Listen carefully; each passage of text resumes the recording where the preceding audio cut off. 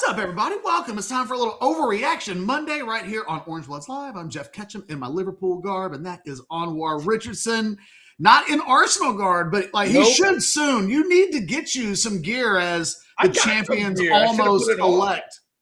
I got some gear. I should have put it on today. We could be comparing the current champions versus maybe the likely champions. Guys, this video brought to you by RogueShop.com. Use that promo code OrangeBloods. I'm literally on the website right now because I was wondering if there are any specials. They don't. They're post Valentine's Day, so those are off the board. But if you need topicals, oils, Delta 8 products, whatever you might need, they are Texas's home for legal CBD, THC, and so much more. You get the discount with Orange Bloods. Pain, anxiety, restlessness, sleeplessness, all of that can be aided. Now, guys, as you jump into the Specs chat and do your little chit chats, and we'll look out for your super chats, and we want to be interactive. Anwar, and I stumbled across something that Anwar wrote in his Sunday pulpit on orangebloods.com yesterday. And I was like, oh, that's a good idea. I like that. And we didn't really see eye to eye on everything. Now, not in a way where I think he and I will be arguing a lot today. I don't think it's that kind of a disagreement. But I do think there's some real interesting football discussion to be had a week before this team begins spring football. And it's crazy to think that we're there, that this team will be doing workouts in a week from today. Crazy. I think there's some real interesting conversation about the worry meter on a 1 to 10 scale, where we're at with this team. And I think it makes for a good Overreaction Monday show, Mr. Richardson. Yeah. I mean, look, we are literally, like you said, 1 week from spring football. And, now that all the horses are in the barn and you know what this team is and so forth, one of my thoughts were like, okay, well, where am I as far as what I think about this team going into in spring football? Because for me, Catch, by the time you get to training camp, I think most position battles are pretty much set. You may have one or two lingering things that, they weren't. But I think once you get out of spring, you pretty much got your two deep outside of one or two. So, I was curious about it. I was thinking about it. And so, yeah, look, we could go position by position. Hopefully we have enough time to get into them. I think we will. I think we will. Because there are enough that we're locked in on. For instance, running back. Our worry meter, both of us are legitimately at a 1. Yeah, exactly. They go into the spring with 2 all-conference players and a freshman running back that they're paying a ton of money to. They are good to go. I don't know how much from a worry standpoint we'll need to talk about that. But position by position, there are some really good conversations. I think, Anwar, if we even start with the quarterback position, we just go offense first and kind of work our way through it. Yeah. Real quick, the other thing is, and I was thinking about this about 5 minutes before we came on, and I had engaged in a little bit of Rogue Shop products. Mm-hmm. And so then I started thinking, there's almost 2 separate questions here, and I wondered if our answers are different.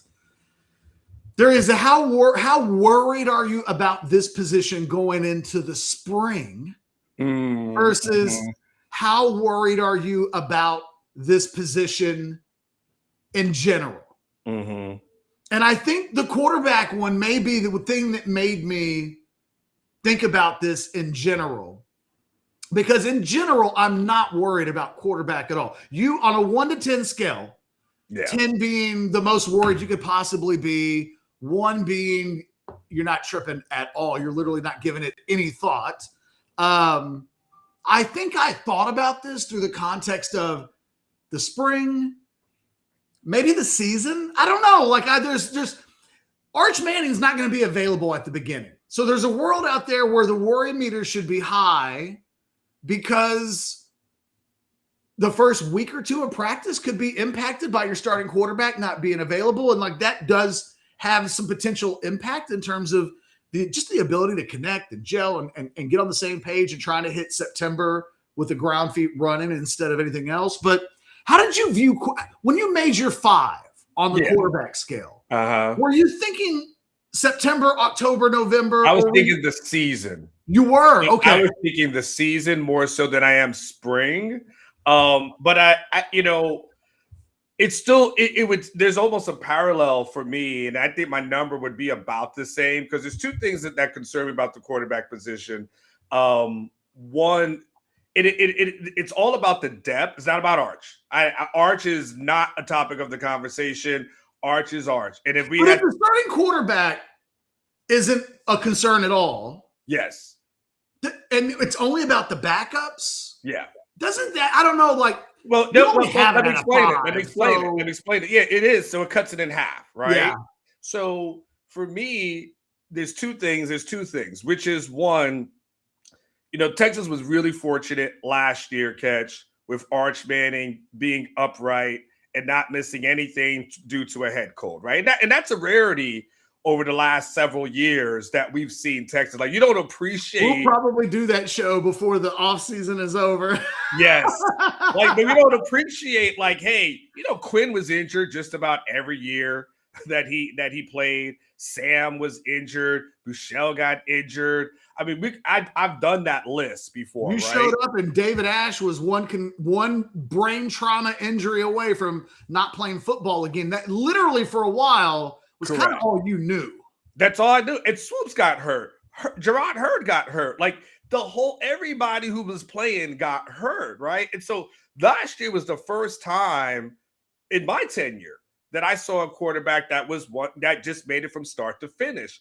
We also understand that that's a tough task, and that's a hard ask, and especially with how tough Arch plays, right? So I'm worried about, okay, if Arch has a head cold, now use head cold as an example, for 2 games, he's just going to be out for 2 games.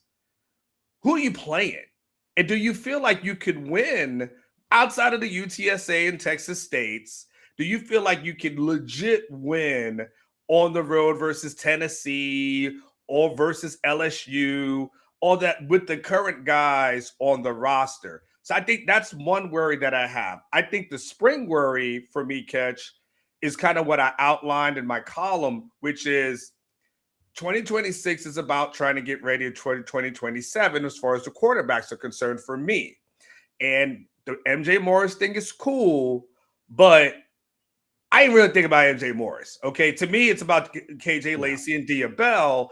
And if those guys, if Sark can't say for sure, I know what I have with those guys, because you're worried about getting Morris ready for a backup role, that makes me concerned about the future, the spring as well. Because I feel like every meaningful rep MJ Morris has, and MJ Morris probably like, why am I catching scuds today? But I feel like every meaningful rep he gets takes away from the development of Lacey and Bell, who really are your future at this position. So those are my worries. My worries are, can you make sure these guys develop? And the thing is, who would be the backup just in case Arch had a hangnail and wasn't playing? Totally get it. If there's a position that I'll concede something to you, it might be quarterback. Your 5 might be better than my 2. I'm not sure. I guess I would say a couple of things. One, I did factor, I think Texas is better at the backup quarterback position this year than they were a year ago, but that could just mean that Anwar's worry meter at the quarterback position could have been an 8 a year ago, and it's only dropped down to a 5. And I don't remember if we even did this exercise a year ago, but in retrospect, an 8 probably should have been the number. I don't think it was for either of us, but it probably should have been. KJ Lacey. So there's some real interesting nuance, I think, to the quarterback discussion that I just want to say, and then we can probably, I don't know, it's not worth having like a real conversation about. But what I would say is, because that battle that you wrote about next spring, which will begin the quarterback battle between Lacey and Dia Bell, one of the things that he's going to make a point to do all season long is, I don't think, overhype one at all. Right. So he cannot, no matter how good KJ Lacey is. And look, I'm a Dia Bell guy more than I'm a KJ Lacey guy. So what I'm about to say will maybe sound like I'm the opposite. But no matter how good KJ Lacey is, he cannot go promoting KJ Lacey as, he's light years above everybody else. Dia Bell might not be here in the spring if it just looks like KJ Lacey's going to be the starting quarterback. in the modern era of college football, it may sound unlikely, like, oh no, Sark, guys, you're talking about Sark didn't want to announce a starting quarterback once upon a time until he knew guys couldn't leave the portal. I just think that no matter what happens there will be a little bit of Jedi mind tricks with the quarterback discussion. I think KJ Lacey had a good freshman year. There was a buzz that they liked what they saw from him. Mm-hmm. He's a better version today than he was at this time last year. I think Morris and Caldwell are washes. And then I think Diabell is an elevated version of what KJ Lacey was last year, although Diabell hasn't played as much football as KJ Lacey has. And one of the things that Diabell's got to do is get healthy, stay healthy, and then also be good.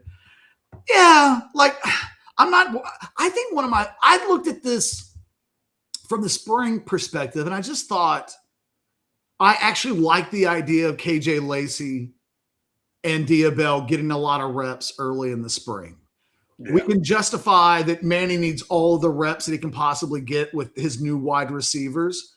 But for the reasons that you are outlining, those guys in the first week, let's just say getting all of the scrimmage reps, I think is insanely valuable for KJ Lacey to get that with the first team. He needs that. And then I think for Diabell, we know that at least a good majority of those reps he'll be getting with the twos, and that will be going against the ones. And I just think that. But what do you do with Morris, though? You give him scraps because he's your Matthew Caldwell. And look, it was different last year because KJ Lacey was a true freshman, and they thought that they needed to have a backup because they didn't want to have to play KJ Lacey unless there was a 7-game injury and the red shirt was out the window and just go with the better guy. Lacey's now the backup. Morris is still the red shirt insurance for Bell. That's all he is.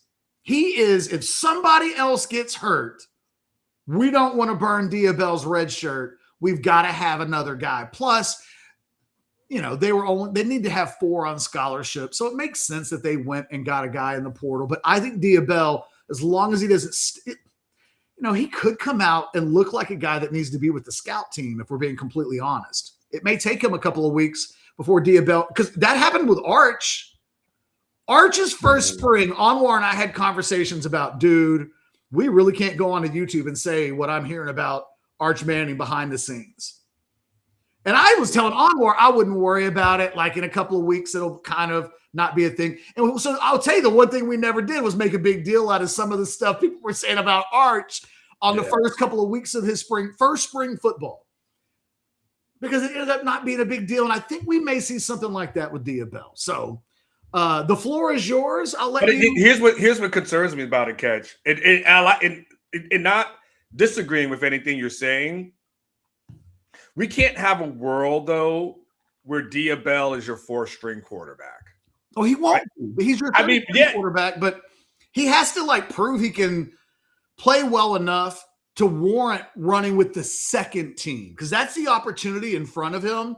But the second team, a lot of times, is going against the first team defense. So while he needs as many reps as he can get, you got to make sure that the guy can literally ride the bicycle before you're asking him to get onto a city street. Let's make sure that he can just go straight on the sidewalk. And then I think it will elevate quickly for him. But maybe I'm wrong. Maybe he's done enough that he's ready for that on day one. I'm a little more cautious, but I feel you. I do not think MJ Morris is taking meaningful reps away from Diabell as soon as Diabell literally proves I can do this.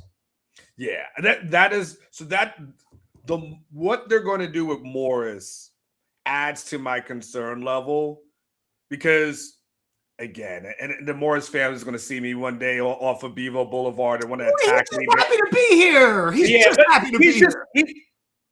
He would be in the way of progress. Okay, if he is the number 2 by any stretch of the imagination, he is in the way of progress, and there's a trickle down effect that nobody's going to want to see. And look, if Trey Owens was like, yo, I ain't hanging around here as a 4th guy, All And those Trey guys. loved Austin, so that had to have not been easy. He did. He didn't want to leave. He's like, man, he's like, but I do want to play.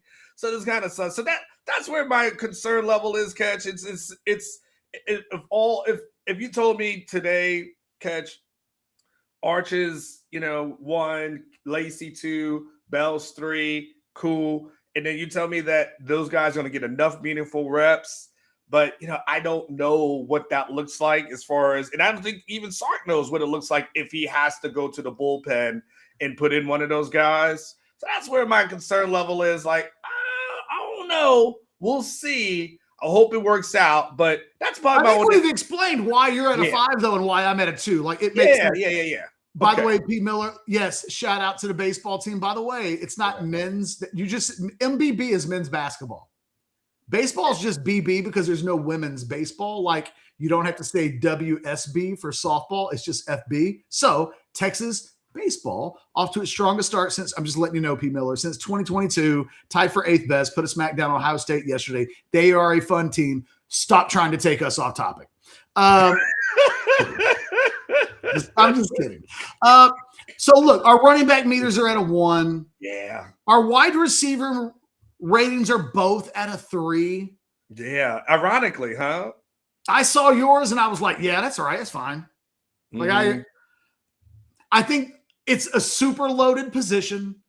They've got some guys who are coming off of injuries that we don't know return availability truly. But again, it's like, if the worry meter was for the spring, I probably would jack it up. Mm-hmm. But I looked at it as the season. Yeah. And I don't have a real worry about it going into the season. So, yeah. My only issue is what I point out is just Emmanuel Mosley. I need that guy to get out the training room, man. Emmett Mosley. Sorry, that guy too. Both of them. You heard me call him Emmanuel Mosley so much that you did it. I need Emmett Mosley to get out the training room. Like he spent last year most of the offseason, it seems like, in the training room. He's starting off this year in the training room. I just need that guy healthy. So that's why I puts it at a 3. I would say this about Mr. Mosley. Don't mess around and find out with Khalil Lockett. Yeah. Like that dude in the bowl game showed us why that dude played more. Like that's what I came away from that game. Well, Mosley got moved to the slot, right? So got that would be more of a McCutcheon kind of thing. Yeah. But unless they wanted to throw him in there, nonetheless, I think Sark will get his best 3 on the field. Yeah, I can see that too. And they got running backs that they can use. I wonder how much this offense will use both running backs on the field at the same time. Smothers is such a good weapon. I'm not sure. All right, tight end. This is interesting because you and I kind of flipped versus what we did on the quarterbacks with the tight ends. Your worry meter with the tight ends is a 3. Mine's a 5. And can I say, I think it's like a 7. Oh, wow. Yeah. Wow. Okay, right. Tell me, because I don't have to explain my end of it, no, for sure. Yeah, so then explain to me why you might actually be at a 7 as you've had 24 hours to reflect. Yeah, no.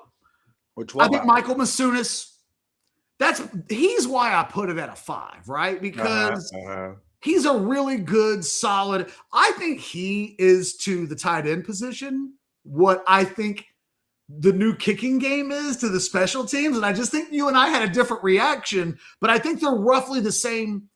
They're solid. They're not great, but like he's going to hold it down. He's a good blocker. He's going to be a good player. I think people have overcooked the Nick Townsend grits. People have lost their minds. He is an incredibly unique athlete. Yeah.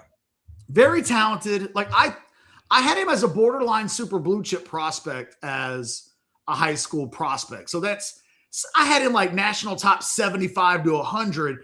That's really good. So we're splitting hairs. I'm digging into the weeds a little bit here, but that dude caught 2 passes last year for 7 yards.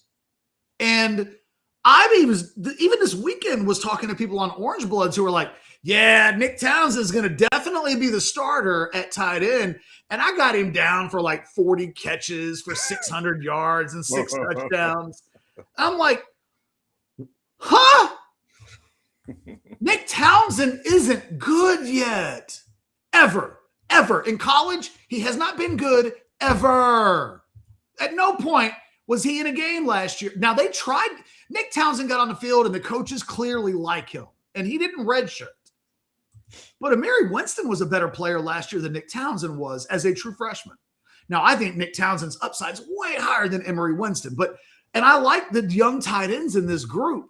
But Nick Townsend's the best of this young group, I think, coming into the season, because I guess I just think Winston was probably more solid at an overall tight end position guy. But, like, I don't know, man. If Masunas got hurt, that tight end position is the rawest, least proven potential disaster group on the entire team, because it's to not have it at least a 5 means you're just giving Nick Townsend, the number 2 tight end, a ton of benefit of the doubt when he just did nothing last year. And so I'm not quite willing. And again, my worry meter was at a 5, but I think I would reset it to a 7. Because again, if Masunas got hurt, there's a lot of pressure being put on Nick Townsend, and there's no proof yet that Nick Townsend is ready to carry that kind of a load. Well, and then I just out of curiosity, where you put Spencer Shannon in the conversation? Man, he's a good player. He's a solid player. He's okay, but he's not. Let me put it to you like this: if he doesn't win or lose you a game, so if he's on this roster and Texas wins 10 games this season, they're going to win it whether or not he plays all 12 games or whether or not he plays none. I don't think he's a guy he's basically a replacement level player. You can find Spencer Shannons all over the place in college football. Yeah, I mean, there is. Look, it's funny you say. I remember all the expectations that people thought Jack Andrews was going to have last year. I mean, it's similar to almost a Townsend conversation where it is like he's going to be the next great tight end. It was all said and done. It was just kind of just a guy, a solid player, had a couple good times, good moments, stuff like that. But no, nothing that you ever said, wow, game changer, at the position, like maybe some guys before him. I think Texas fans seen Sanders and Helm go back to back. Yeah. Just had them convinced that every tight end that Texas has will be a day 2 pick or something like that. And, I think last year we were reminded, and I think the quarterback matters. Quinn Ewers utilized the tight end, I think, way better than Arch does. Arch looking to get the ball. And look, maybe that's a reason why the worry meter could be a 3, because if you were to turn around and tell me, I agree with everything you said, Catch, but you know what? Arch ain't tripping. Arch is throwing the ball to Cam, Wingo, Mosley, Smothers, Brown, all of those. He's going to the tight end on his 4th or 5th look. Check down. Check down. What is that? Why is that guy waving his hand at me over here? What does he want?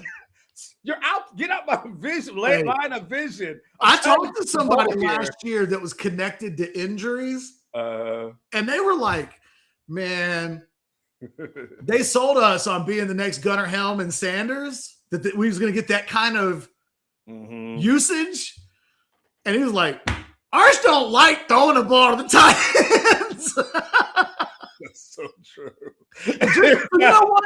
I will concede that is very much, if you just tell me that's all I'm saying, Catch, I will recognize that as a potential checkmate. No, you know what? Because it's a good argument, but not one I thought of. And I can't claim it as my own. If I would have thought of it, I would have been like, yeah, but that would be so disingenuous that you gave me the argument that I used against you. So no, now me conceding a point that I helped you win. Exactly.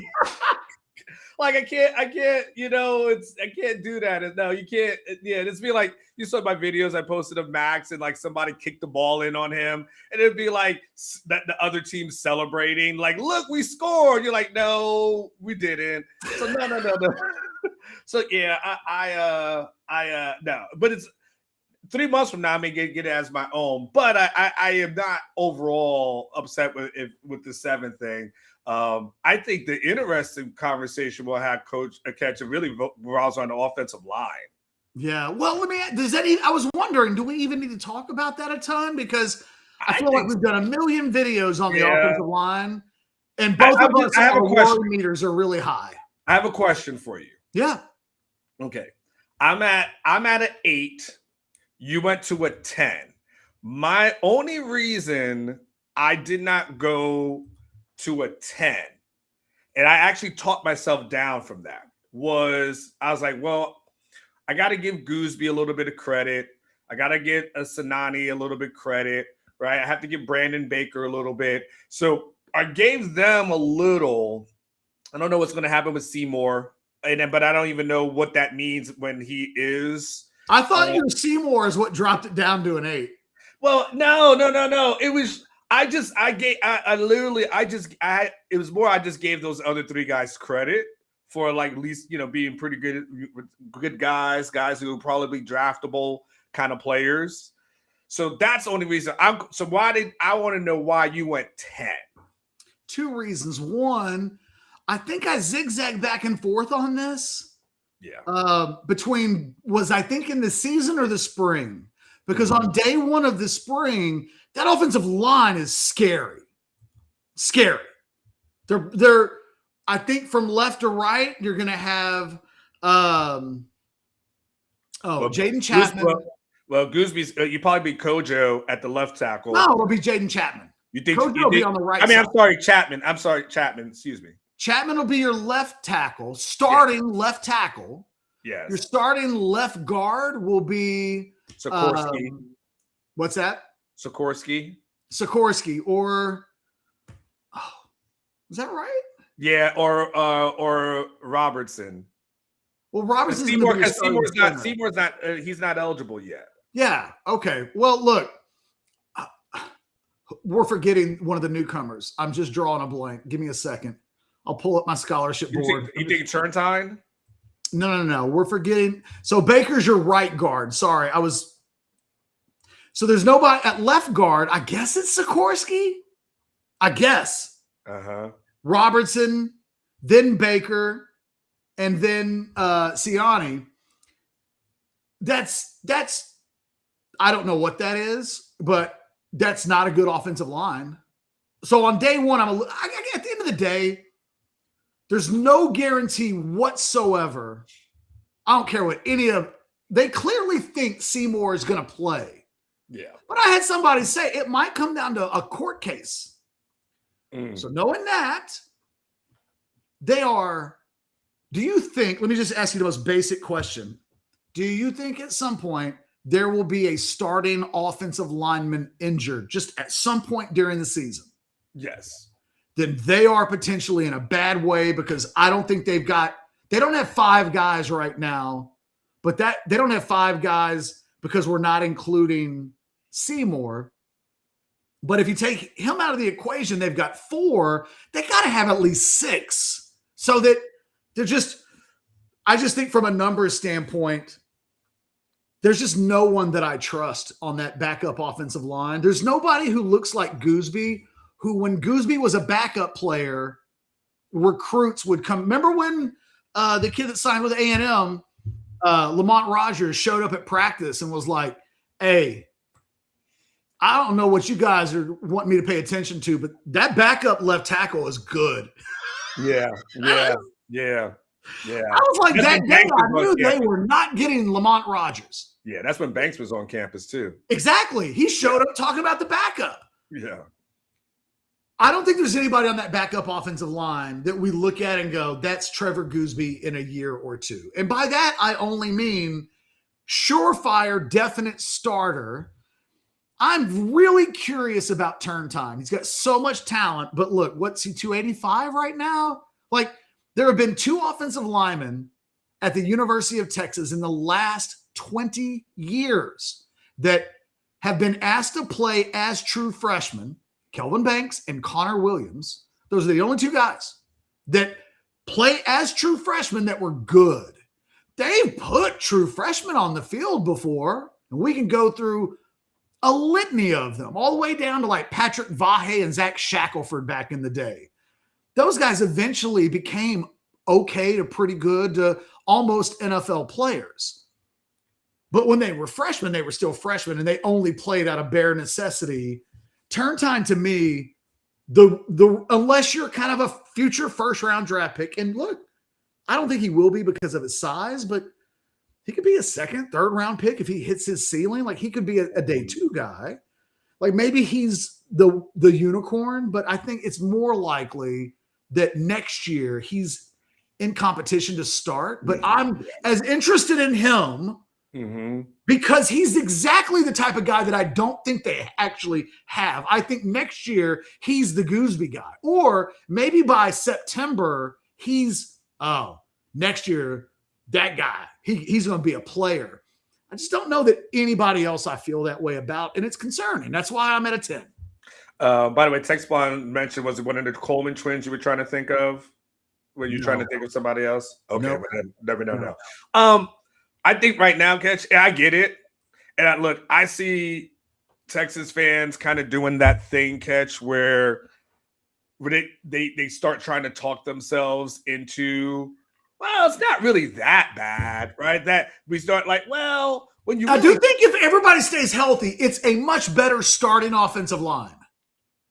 But my job is to worry. Better than what? Last year's. Okay. Well, that bar's low. Well, yeah, but I mean, they're better. Like, I'm not being a total negative. I think on paper, Gooseby's a better version of Gooseby. Seymour's a better version of Hudson. Robertson's a better version of Robertson. Baker's a better version of Campbell. And Siani's a better version of last year's Baker. Every position, I think, has a chance to be upgraded. But, I mean, there's never been a bigger, what happens if you pull one of the cards out of the house of cards? Yeah. I don't think it's a house of cards that can withstand like taking one of the real pieces away. Now, Kyle Flood, do your job. Maybe Jaden Chapman turns into a guy that they're like, we can play that dude. Maybe they get there with a couple of guys, and then my 10 becomes a 6 or a 5, but they're not there yet. And I can't give dudes that at this point have, like, I think the desperation that they have along the offensive line comes out when they talk about Andre Kojo. I think that, to me, tells you how they are looking for anything they can to convince themselves that they're okay. Because let's have a real conversation about what Andre Kojo was. He was, going into last August, their number 4 offensive tackle.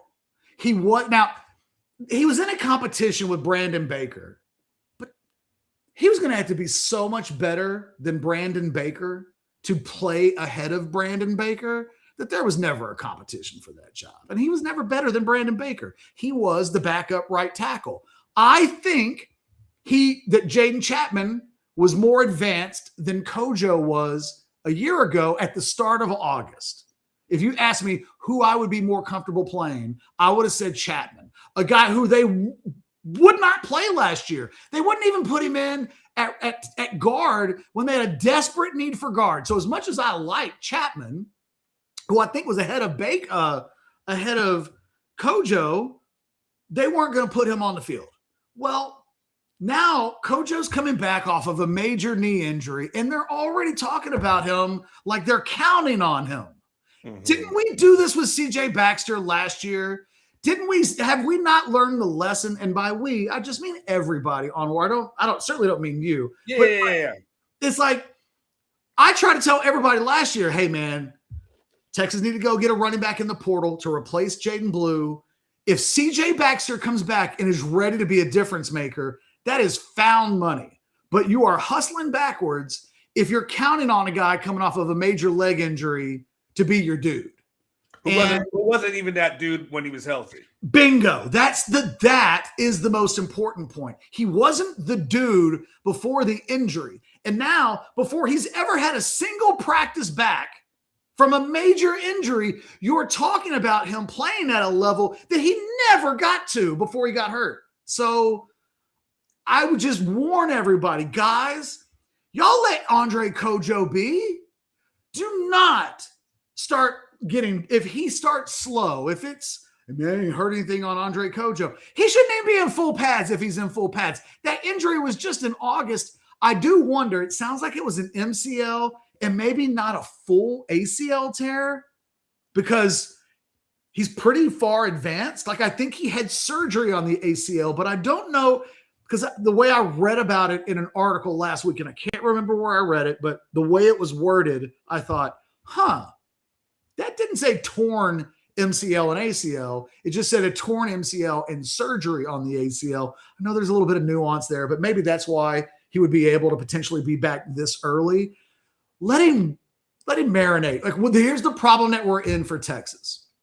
They're going to have to put somebody on the field, and the first day of practice is going to be Chapman.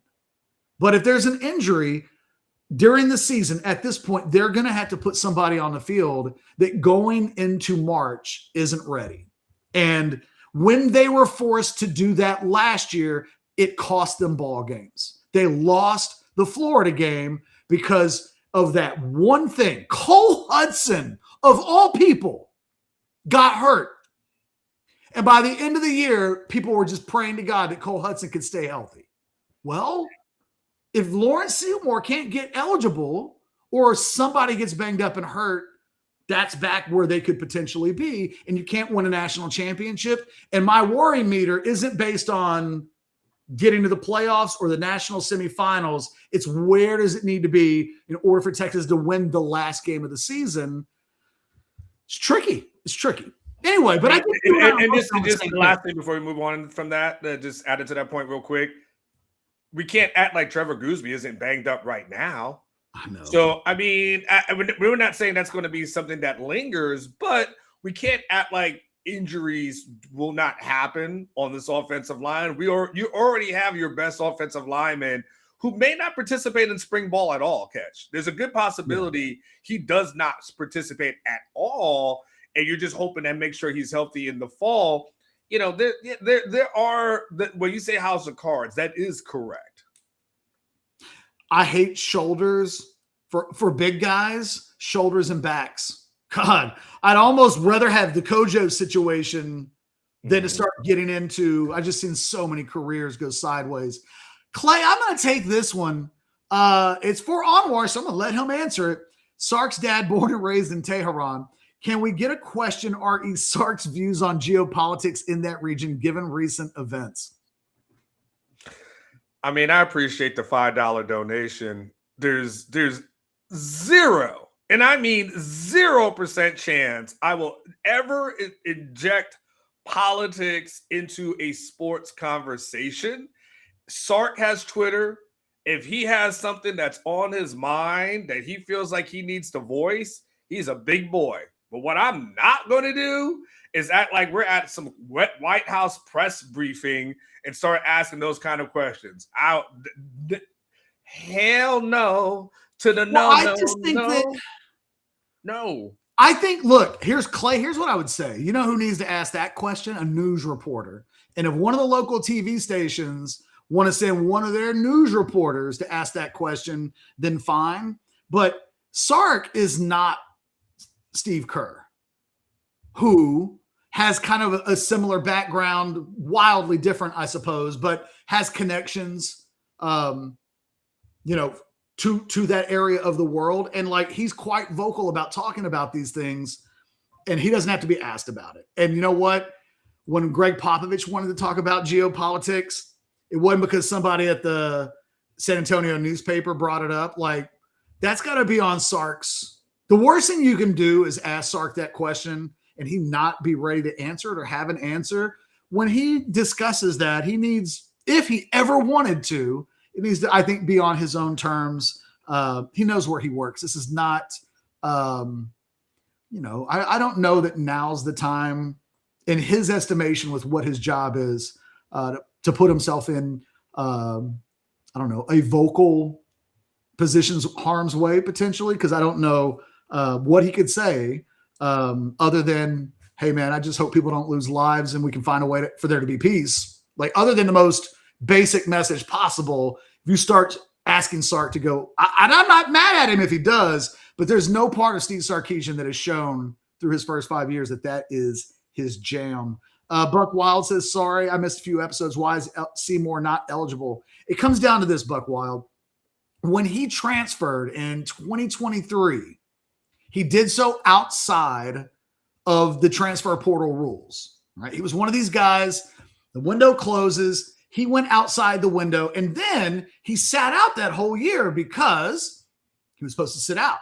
But then he went and played a couple of years and got really good, and then they realized, I lost a year of eligibility.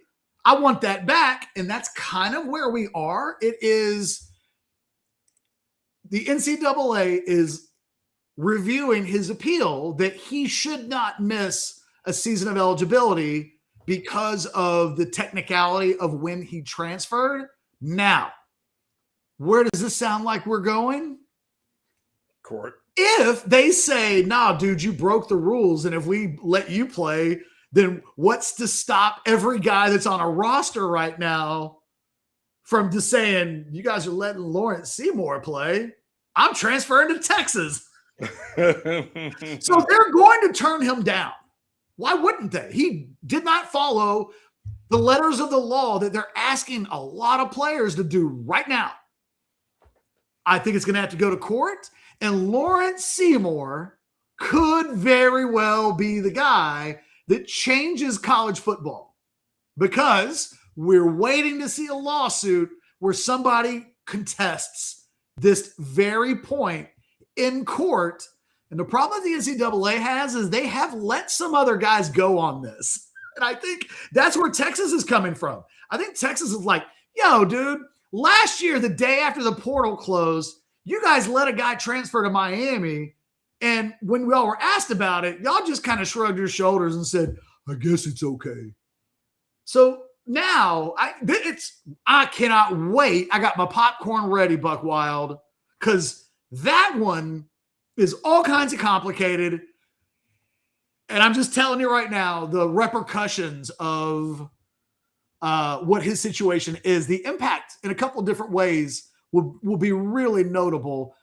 I think we may be looking at a court injunction at some point, which would allow him to potentially play. And then at some point, like, this thing, though, has to be, I don't know, we'll see. But like, that is his deal. Nice. Okay, man. man. I don't know that we have time. We have like 10 minutes. I told you when we started. I was like, dude, I don't know. We can get all of them. How about, listen, I think there's a defensive conversation to be had. We only have two big disagreements. I think we can do our disagreements in 15 minutes. Okay. And we still got to have, and we also disagree on the special teams as well. Yeah. I mean, we do shows every day, Catch. Well, then, we got any other super chats? Look. No. All right. I think we do a part 2 and take our time. We're gonna give Rogue Shop some love. Okay. Before the week is over, so either Wednesday, Thursday, or Friday, you pick the day. If you want to do Friday, just going into the weekend, I'll do a jam session Friday with you. Okay. We'll do part 2 on the worry meter, because we do have we have special teams and then 2 positions on defense. That, yeah, you're right. So let's do that. I'll sit in. We'll do a second Overreaction Monday show later in the week. You down for that? Perfect. Can I tell you a funny story before we go? Yes. Okay. So I went to Austin FC yesterday, right? Yes, I watched the game. I was like sending you messages on Teams in the middle of the game. I was trying to respond, but the connection was a little bit shaky sometimes in the stadium, right? Yeah. So, all right. So Adam Lowy, who we love, Lowy Law Firm, hooks it up, right? So he actually gets me tickets to be in the suites. Nice. Right? So, Now we're talking about all you can eat. You have to pay for your alcohol, but everything else. So I bring Max and Titan, my boys, and I bring two of their friends. Now, Max's oldest, his friend, is around 13 or so, has really strict parents. They are Nigerian parents who are really strict about things. And so they're like, okay, you will go ahead and let him go, so on and so forth. But they're usually strict about everything, right? So I'm like, cool, all right. I let the kids go ham. I'm talking about all the pizza you can eat, all the sodas you can drink, all the candy, not the candy, the cookies. The kid, he's like walking back and forth like he is enjoying himself, right? He is living his best life. And I'm thinking, damn right. He will remember that the rest of his life, Anwar. And I'm like, yeah, Big Willie style. Like, I never had this as a kid. I'm only seeing this as an adult. I'm like, you eat this up, man. I'm like, this is what life is like when you're free. You are free. You don't have your parents' restrictions at all on you. Go get another Dr. Pepper, son. I don't give a damn. We take that train back home. You know that train from the station, the red line that you can take up to Lakeline? Yep. Kid just threw up everywhere. I knew that's where you were going. Kid just threw up all in the train. People's shoes. He's hanging on for dear life in a sugar just coma. Like, I was like, oh shit. And I'm like, the worst thing I could have done is give really restrictive parents more reasons to be restrictive. And they were cool about it. I was like, oh, they ain't never letting me go. This kid go with me again anywhere. Poor kid. Now, he eventually recovered. He was okay. His brother was fine. But I don't think his body was used to the amount of junk food that he consumed. And he was like that guy who goes out to the bar and just, the first time drinking, they just don't know what their limits are. And they just throw up on the ride home. Like, dude, that's what happened. And here I am, like, you are liberated from your parents. And I'm like, yeah, you need to go back to eating that salad shit or whatever you guys eat at the house, because apparently you ain't built for this life. As soon as you went into you just let them go wild. Have more Dr. Pepper. Eat it. I was like, uh-oh. This gonna end up with this kid yakking somewhere. That it ended up being on the train back is chef's kiss perfect. Yeah, so anyway, they got now everybody told that story last night. Everybody was on that train. You made memories for like at least a dozen people yesterday. So well done, Mr. Richardson. Impacting lives up and down the lake line to I think it was McCullough is the exit. That little corridor. Oh, they will never forget the little. And we were like only 2 stops away. And he just, hey man, better that train than your car. Touche. You know what? His mom did pick him up from the station, and she was cool. She had some better the train than her car for sure. 100%. You ain't never getting that kid again if he's throwing up in her car. I don't know if I'm going to ever get the kid again. I once had a kid tell me that he was not allowed to play with me because my mom was a bad influence on him. Oh, that's who you would have been. Yeah. You know what I did? I convinced this kid that we had permission to go swimming, and we didn't. And then when his parents, and then I told him afterwards, he's like, "That's good that we had permission." I was like, "What the fuck are you talking about? Permission? No, man. I said that so that you could go swimming." He went home and told his parents.